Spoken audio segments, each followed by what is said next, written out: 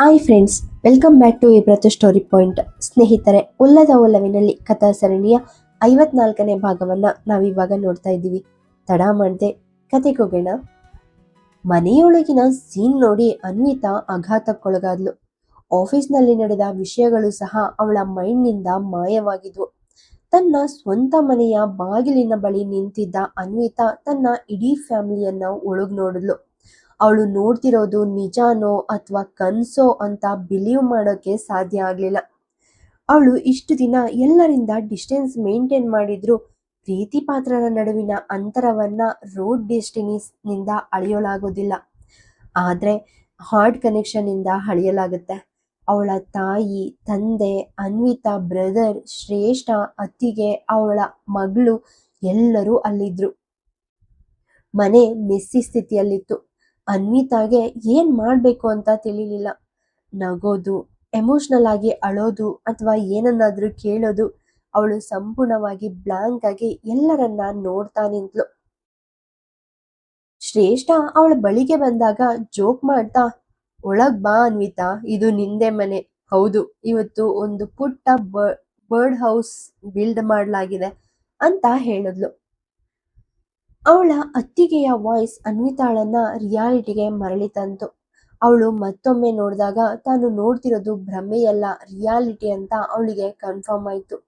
ಆ ಸಣ್ಣ ಮನೆಯ ಡ್ರಾಯಿಂಗ್ ರೂಮ್ ನಲ್ಲಿ ಸೋಫಾ ಮತ್ತೆ ಫ್ಲೋರ್ ಮೇಲೆ ಜನರು ಕುಳಿತಿದ್ದನ್ನ ನೋಡಿದ ಅನ್ವಿತಾ ಬಹುಶಃ ಅವಳು ತಪ್ಪಾದ ಮನೆಗೆ ಬಂದಿರಬಹುದು ಅಂತ ಒಂದು ಕ್ಷಣ ಯೋಚಿಸಿದ್ಲು.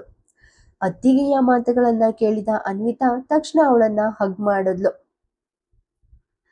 ಅವರ ಅತ್ತಿಗೆ ಪ್ರೀತಿಯಿಂದ ಅವಳ ಬೆನ್ ತಟ್ಟಿ ಅವಳ ಕಿವಿಯಲ್ಲಿ ವಿಸ್ಮರ್ ಮಾಡಿದ್ರು.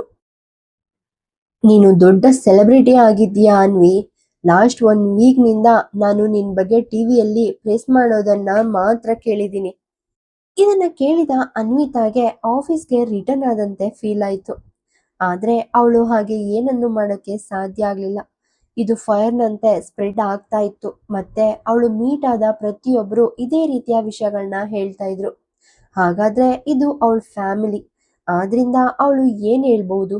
ಅವಳು ಸ್ಮೈಲ್ ಮಾಡಿ ತನ್ನ ಪೇರೆಂಟ್ಸ್ ಫೀಟ್ ಟಚ್ ಮಾಡಿದ್ಲು. ಮತ್ತೆ ಇಬ್ರು ಮುಗುಳ್ನಕ್ಕೂ ಅವಳನ್ನ ಬ್ಲೆಸ್ ಮಾಡಿದ್ರು. ಅಣ್ಣ ಅಕ್ಷಯ್ ಸಹ ತಮ್ಮ ಲವ್ ಎಕ್ಸ್ಪ್ರೆಸ್ ಮಾಡುವಲ್ಲಿ ಯಾವುದೇ ಕಲ್ಲನ್ನ ಬಿಡ್ಲಿಲ್ಲ. ಹೇಗಾದ್ರೂ ಅವಳು ಎಲ್ಲರ ಪಕ್ಕದ ಸೋಫಾದಲ್ಲಿ ಕುಳಿತಳು. ಕಾನ್ವರ್ಸೇಷನ್ ಮುಂದುವರಿತು. ಆದ್ರೆ ರಿಲೇಶನ್ಶಿಪ್ ಮತ್ತೆ ಅವರ ಹಿಂದೆ ಅಡಗಿರುವ ಮೋಟಿವ್ಸ್ ನಲ್ಲಿ ಇನ್ನು ಮುಂದೆ ಹೆಚ್ಚು ನಂಬಿಕೆ ಇಡದ ಅನ್ವಿತಾ ಎಲ್ಲರೂ ಇದ್ದಕ್ಕಿದ್ದಂತೆ ಇಲ್ಲಿಗೆ ಹೇಗ್ ಬಂದ್ರು ಅಂತ ಇನ್ನು ವಂಡರ್ ಆದ್ಲು. ಆದ್ರೆ ಅವಳು ಓಪನ್ ಆಗಿ ಕೇಳೋಕೆ ಸಾಧ್ಯ ಆಗ್ಲಿಲ್ಲ.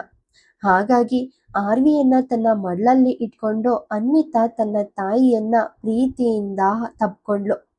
ತಂದೆಯನ್ನ ನೋಡಿ ಅವಳು ಸ್ಮೈಲ್ ಮಾಡ್ತಾ ಕೇಳಿದ್ಲು, ನೀವು ಬರ್ತಿದ್ದೀರಿ ಅಂತ ನನಗೆ ಇನ್ಫಾರ್ಮ್ ಮಾಡಲಿಲ್ಲ. ನೀವು ನನಗೆ ಹೇಳಿದ್ರೆ ನಾನು ಆಫೀಸ್ನಿಂದ ಲೀವ್ ತಗೊಳ್ತಿದ್ದೆ. ನೀವು ಇದ್ದಕ್ಕಿದ್ದಂತೆ ನನ್ನನ್ನ ಹೇಗೆ ನೆನಪಿಸ್ಕೊಂಡ್ರಿ? ಅಂದ್ರೆ ಯಾರು ನನ್ನೊಂದಿಗೆ ಇಷ್ಟು ದಿನ ಕಮ್ಯುನಿಕೇಟ್ ಮಾಡಲಿಲ್ಲ. ಇವತ್ತು ಇದ್ದಕ್ಕಿದ್ದ ಹಾಗೆ ಇಷ್ಟ ಇಲ್ಲದೆ ಇದ್ರೂ ಅನ್ವಿತಾಳ ಟೋನ್ ಹಾಶ್ ಆಯ್ತು. ಯಾಕಂದ್ರೆ ಅವಳ ಫ್ಯಾಮಿಲಿ ಬಗ್ಗೆ ಅವಳಿಗೆ ತಿಳಿದಿದ್ದಂತೆ ಖಂಡಿತವಾಗಿಯೂ ಏನೋ ನಡೀತಿದೆ. ಇಲ್ಲದೆ ಇದ್ರೆ ಅವರೆಲ್ಲರೂ ಯುನೈಟೆಡ್ ಆಗಿ ಏನನ್ನಾದ್ರೂ ಮಾಡೋದು ತುಂಬಾ ಡಿಫಿಕಲ್ಟ್ ಆಗಿತ್ತು. ಮತ್ತೆ ರಿಹಾನ್ ಇನ್ಸಿಡೆಂಟ್ ನಡೆದಾಗಿನಿಂದ ಅವರು ರಿಹಾನ್ನನ್ನ ಅವಳ ಲೈಫ್ನಿಂದ ಔಟ್ ಮಾಡೋಕೆ ಹೊಸ ವೇ ಹುಡುಕ್ತಿರ್ಬಹುದು ಅಂತ ಅನ್ವಿತಾ ಯಾವಾಗ್ಲೂ ಡೌಟ್ ಪಡ್ತಾ ಇದ್ಲು. ಹೇಗಾದ್ರೂ ಅನ್ವಿತಾ ಸ್ವಲ್ಪ ರೂಡ್ ಆಗಿ ಹೇಳಿದ ಈ ವಿಷಯವನ್ನ ಕೇಳಿದ ನಂತರ ಅನ್ವಿತಾಳ ತಂದೆ ಅವಳಿಗೆ ಉತ್ತರ ಮಾಡ್ಕೊಡ್ತಾ ಹೇಳಿದ್ರು, ಅನ್ವಿತಾ, ಎಲ್ಲದರಲ್ಲೂ ಮೀನಿಂಗ್ ಹುಡುಕುವ ನೆಸೆಸಿಟಿ ಇಲ್ಲ.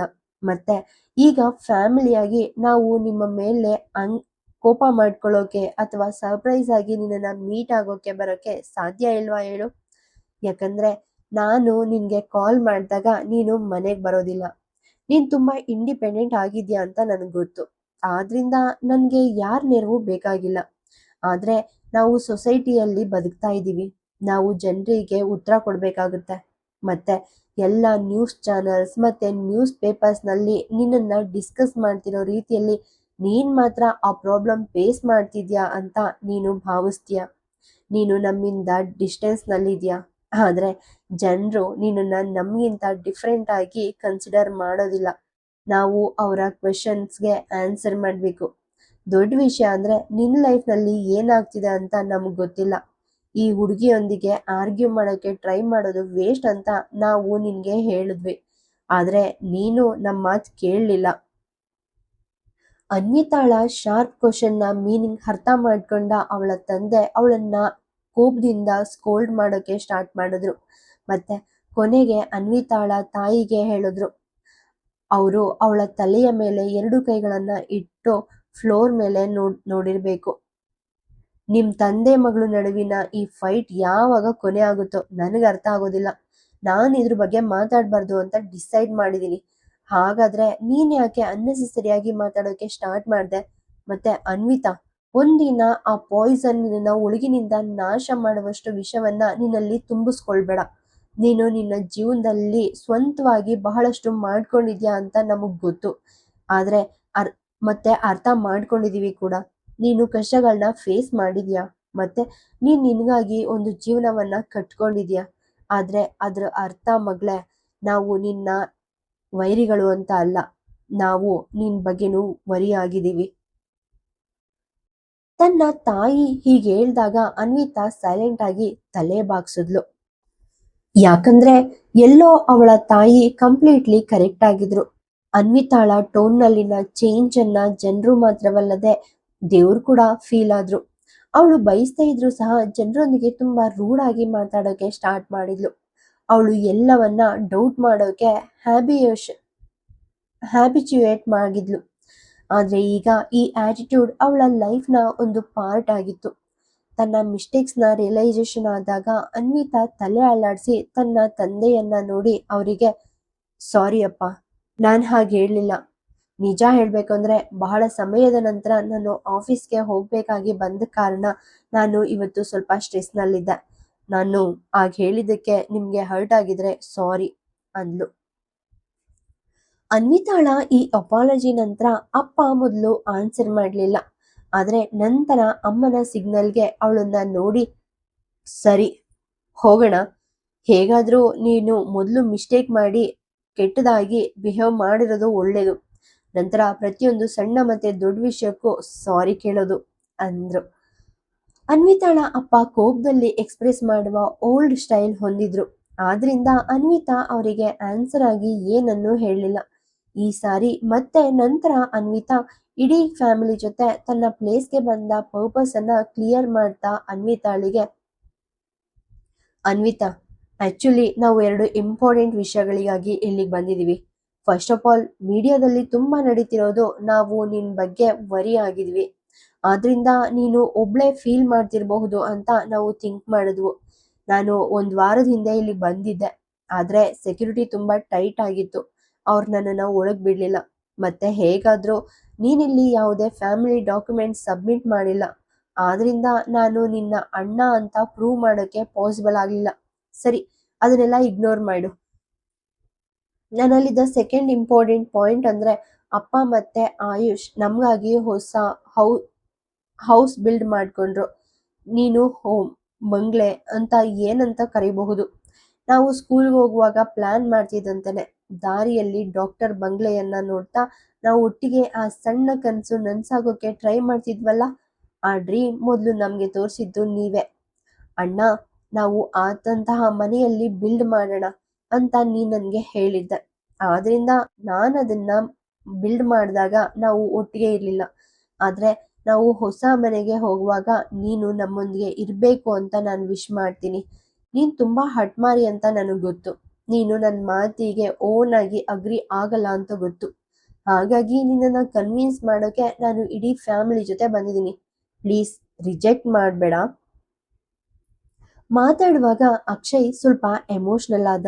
ಮತ್ತೆ ಅನ್ವಿತಾಳ ಕಣ್ಣುಗಳು ತೇವವಾಗಿದ್ವು. ಆದ್ರೆ ಅನ್ವಿತಾಳ ಇಂಟೆನ್ಷನ್ ಮತ್ತೆ ಹಾರ್ಟ್ ಇನ್ನೂ ಹಾಗೇನೆ ಇತ್ತು. ಆದ್ರಿಂದ ಕಣ್ಣೀರನ್ನ ಮರೆ ಮಾಚೋಕೆ ಟ್ರೈ ಮಾಡ್ದೆ ಅನ್ವಿತಾ ತಲೆ ಎತ್ತಿ ಅವನತ್ತ ನೋಡಿದ್ಲು. ಮಂದ ನಗುವಿನೊಂದಿಗೆ ಅವಳು ಅವನತ್ತ ನೋಡಿ ನಂತರ ಫ್ಲೋರ್ ದಿಟ್ಟಿಸಿ ನೋಡ್ತಾ, ಅಣ್ಣ, ನಾನ್ ಮೊದಲು ಅಲ್ಲಿಗೆ ಬರೋಕೆ ಎಂದಿಗೂ ನೋ ಅನ್ಲಿಲ್ಲ, ಈಗಲೂ ನೋ ಅನ್ನಲ್ಲ. ಆದ್ರೆ ನನ್ನ ಕಂಡೀಷನ್ ಹಾಗೇನೆ ಇದೆ. ನಾನು ಎಲ್ಲಿಗೆ ಹೋದ್ರೂ ನನ್ನ 2 ಮಕ್ಕಳು ಸಹ ಬರ್ತಾರೆ. ನಾನು ನನ್ನ ಯಾವುದೇ ಮಕ್ಕಳನ್ನ ಇಲ್ಲಿ ಬಿಟ್ಟು ಯಾವುದೇ ಫ್ಯಾಮಿಲಿ ಫಂಕ್ಷನ್ಗೆ ಹೋಗೋದಿಲ್ಲ. ನಾನು ಯಾರನ್ನಾದರೂ ಅಕ್ಸೆಪ್ಟ್ ಮಾಡಬೇಕಾಗ್ಲಿ ಅಥವಾ ಯಾರೊಂದಿಗಾದರೂ ರಿಲೇಶನ್ಶಿಪ್ ಎಂಡ್ ಮಾಡಬೇಕಾಗ್ಲಿ ನನಗೆ ಚಿಂತೆ ಇಲ್ಲ. ನಾನು ನನ್ನ ರೆಸ್ಪಾನ್ಸಿಬಿಲಿಟೀಸ್ ಮತ್ತು ಡ್ಯೂಟೀಸ್ ಕಂಪ್ಲೀಟ್ ಮಾಡ್ತಿದ್ದೀನಿ. ನೀವು ನನ್ನ ರೆಸ್ಪಾನ್ಸಿಬಿಲಿಟೀಸ್ ಒಪ್ಕೊಂಡ್ರೆ ನನಗೆ ಯಾವುದೇ ಪ್ರಾಬ್ಲಮ್ ಇಲ್ಲ. ನಾನು ನಿಮ್ಮೆಲ್ಲರನ್ನ ಮೀಟ್ ಮಾಡೋಕೆ ಒಮ್ಮೆ ಅಲ್ಲ, ಎವ್ರಿ ಮಂತ್ ಬರಬಹುದು ಅಂತ ಅನ್ವಿತಾ ಅವ್ರ ಮಾತುಗಳನ್ನ ಕೇಳಿದ ನಂತರ ಅವಳ ತಂದೆಯ ಹಣೆಯ ಮೇಲಿನ ಸುಕ್ಕುಗಳು ಕಾಣಿಸ್ಕೊಂಡು ಮತ್ತೆ ಅವರ ಮುಖದಲ್ಲಿ ಕೋಪ ಕಾಣಿಸ್ಕೊಂತು. ಅವರು ಏನೋ ಹೇಳೋಕೆ ಹೊರಟಿದಾಗ ತಾಯಿ ಅವರ ಕೈಯನ್ನ ಲಘುವಾಗಿ ಒತ್ತಿ ಅನ್ವಿತಾಳನ್ನ ಮೌನವಾಗಿರೋಕೆ ಕೇಳ್ತಾ ತಮ್ಮ ಕಣ್ಣುಗಳಿಂದ ಸಿಗ್ನಲ್ ಮಾಡಿದ್ರು. ಅವರು ಸದ್ದಿಲ್ದೆ ತಾಯಿಯನ್ನ ದಿಟ್ಟಿಸಿ ಕುಳಿತಲು. ಮತ್ತೆ ಅನ್ವಿತಾ ತನ್ನ ತಾಯಿಯ ಸಿಗ್ನಲ್ಗೆ ಓಕೆ ಅಂತ ತಲೆಯಾಡಿಸಿ ಅನ್ವಿತಾಗೆ ಹೇಳಿದ್ಲು, ಏ ಅನ್ವಿತಾ, ಮಕ್ಕಳನ್ನ ಕರ್ಕೊಂಡು ಬರಬಾರ್ದು ಅಂತ ನಾವು ಯಾವಾಗ ಹೇಳಿದ್ವಿ? ನೀನು ಯಾವುದೇ ಹೆಸಿಟೇಷನ್ ಇಲ್ಲದೆ ಮಕ್ಕಳೊಂದಿಗೆ ಬರಬಹುದು, ನಮ್ಗೆ ಯಾವುದೇ ತೊಂದರೆ ಇಲ್ಲ. ಅಕ್ಷನಿಂದ ಇದನ್ನ ಕೇಳಿದಾಗ ಅವನ ಪಕ್ಕದಲ್ಲಿ ನಿಂತಿದ್ದ ಶ್ರೇಯ ಅನ್ವಿತಾಳತ್ತ ದಿಟ್ಟಿಸಿ ನೋಡಿದ್ಲು. ಮತ್ತೆ ಅವಳ ನೋಟಕ್ಕೆ ಹೆದರಿದ್ಲು. ಅನ್ವಿತಾ ತನ್ನ ಲುಕ್ ತಪ್ಪಿಸಿ ಅನ್ವಿತಾನತ್ತ ತಿರುಗಿ ನೋಡಕ್ಕೆ ಸ್ಟಾರ್ಟ್ ಮಾಡಿದ್ಲು. ನಂತರ ಶ್ರೇಯ ಏನೋ ರಾಂಗ್ ಆಗಿದೆ ಅಂತ ಭಾವಿಸಿದ್ಲು. ಆದ್ರೆ ಏನಾಗಲಿದೆ ಅಂತ ಅವಳಿಗೆ ತಿಳಿಲಿಲ್ಲ, ಅಥವಾ ಬಹುಶಃ ಅವಳಿಗೆ ಇನ್ಫಾರ್ಮ್ ಮಾಡಿರ್ಲಿಲ್ಲ. ಇದನ್ನ ಕೇಳಿ ಅನ್ವಿತಾ ಆಶ್ಚರ್ಯಚಕಿತಳಾದ್ಲು. ಅವಳು ಎಲ್ಲರ ಮುಖಗಳನ್ನ ನೋಡಿದ್ಲು. ಮತ್ತೆ ಯಾರ ಮುಖದಲ್ಲೂ ಯಾವುದೇ ಸ್ಪೆಷಲ್ ಎಕ್ಸ್ಪ್ರೆಷನ್ ನೋಡ್ಲಿಲ್ಲ. ಎಲ್ಲರೂ ಆಯುಷ್ ಮತ್ತು ರಿಹಾನ್ ಇಬ್ರನ್ನ ಅಕ್ಸೆಪ್ಟ್ ಮಾಡೋಕೆ ರೆಡಿ ಆಗಿದ್ದಾರೆ ಅಂತ ನಂಬೋಕೆ ಸಾಧ್ಯ ಆಗ್ಲಿಲ್ಲ. ತುಂಬಾ ಹ್ಯಾಪಿಯಾಗಿ ಅನ್ವಿತಾ ಬರೋಕ್ ಒಪ್ಕೊಂಡ್ಲು. ಅವಳು ಎಸ್ ಅಂತ ಅಟ್ಮಾಸ್ಫಿಯರ್ ಸಾಕಷ್ಟು ಆಹ್ಲಾದಕರ ಮತ್ತೆ ಲೈಟ್ ಆಯ್ತು. ಡೋರ್ ಬೆಲ್ ಬಾರಿಸಿದಾಗ ಎಲ್ಲರೂ ತಮ್ಮೊಳಗೆ ಮಾತಾಡ್ತಾ ಇದ್ರು. ಅನ್ವಿತಾ ಡೋರ್ ಓಪನ್ ಮಾಡೋಕೆ ಹೋದಾಗ ರಿಧಿಮಾ ಒಳಗಡೆ ಬಂದ್ಲು. ಆಯುಷ್ನನ್ನ ತನ್ನ ಮಡ್ಲಲ್ಲಿ ಇಟ್ಕೊಂಡು ಶಾಪಿಂಗ್ ಬ್ಯಾಗ್ಗಳನ್ನ ಕೈಯಲ್ಲಿ ಹಿಡ್ಕೊಂಡು, ಡಿಯರ್ ಅನ್ವಿತಾ, ನೀನು ಎಂತಹ ಹರಿಕೇನ್ ಕ್ರಿಯೇಟ್ ಮಾಡಿದ್ಯಾ? ಅವನ ಕಾಲಿಗೆ ವೀಲ್ಸ್ ಇಲ್ಲ, ಅವನಿಗೊಂದು ನಿಮಿಷನೂ ಎಲ್ಲಿಯೂ ಇರೋಕೆ ಸಾಧ್ಯ ಇಲ್ಲ. ಅವನಿವತ್ತು ಇಡೀ ಮಾರ್ಕೆಟ್ನಲ್ಲಿ ನನ್ನನ್ನು ಸಂಪೂರ್ಣವಾಗಿ ಕನ್ಫ್ಯೂಸ್ ಮಾಡ್ದ. ಮತ್ತೆ ಎಲ್ರೂ ನನ್ನನ್ನ ಅವನ ತಾಯಿ ಅಂತ ಭಾವಿಸಿದ್ರು. ಈಗ ಥಿಂಕ್ ಮಾಡು, ನನಗಂತಹ ಚೇಷ್ಟೆಯ ಮಗ ಸಿಗಬಹುದೇ? ನಾನು ಅವನ ಅಮ್ಮನಂತೆ ಕಾಣಿಸ್ತೀನ? ಒಂದ್ ಕಡೆ ರಿಹಾನ್ ಇದ್ದಾನೆ, ಅವನು ತುಂಬಾ ಸ್ಮಾರ್ಟ್, ನೀನು ಏನ್ ಹೇಳಿದ್ರು ತಕ್ಷಣ ಅರ್ಥ ಮಾಡ್ಕೊಳ್ತಾನೆ. ಆದ್ರೆ ಈ ವೇಸ್ಟ್ ಫೆಲೋ, ನನಗವನನ್ನ ಮಾರ್ಕೆಟ್ನಲ್ಲೇ ಬಿಟ್ಟು ಹೋಗ್ಬೇಕಂತ ಅನ್ನಿಸ್ತು. ರಿಷಬ್ ಅಣ್ಣ ಮತ್ತೆ ಅಮ್ಮನಿಂದಾಗಿ ಅವನು ಇವತ್ತು ನನ್ನ ಪನಿಷ್ಮೆಂಟ್ನಿಂದ ಎಸ್ಕೇಪ್ ಆದ. ರಿಧಿಮಾ ಆಯುಷ್ನನ್ನ ತನ್ನ ಮಡ್ಲಲ್ಲಿ ಮತ್ತು ಕೈಯಲ್ಲಿ 2 ಶಾಪಿಂಗ್ ಬ್ಯಾಗ್ಗಳನ್ನ ಹಿಡ್ಕೊಂಡು ಮನೆಯೊಳಗೆ ಬಂದಾಗ ಅವಳು ನಿಜವಾಗಿಯೂ ಫಸ್ಟ್ರೇಟ್ ಮತ್ತೆ ಟಯರ್ಡ್ ಆಗಿದ್ಲು. ಆಯುಷ್ ತನ್ನ ಮಡ್ಲಲ್ಲಿ ಕುಳಿತು ತನ್ನ ಕ್ಯೂಟ್ ಸ್ಮೈಲ್ನೊಂದಿಗೆ ನಗ್ತಾ ಇದ್ದ. ಅವನು ಅವಳನ್ನ ಕೀಟ್ಲೆ ಮಾಡ್ತಾ ಇದ್ದಂತೆ ಇದನ್ನೆಲ್ಲ ನೋಡಿದ ನಂತರ ಅನ್ವಿತಾ ಕೂಡ ಹೆಚ್ಚು ರಿಯಾಕ್ಟ್ ಮಾಡಲಿಲ್ಲ. ಯಾಕಂದ್ರೆ ಇದು ರಿಧಿಮಾ ನಡುವಿನ ಬಾಂಡಿಂಗ್ ಆಗಿತ್ತು. ಮತ್ತೆ ಆಯುಷ್ ಬೇರೆ ಲೆವೆಲ್ನಲ್ಲಿದ್ದಾನೆ.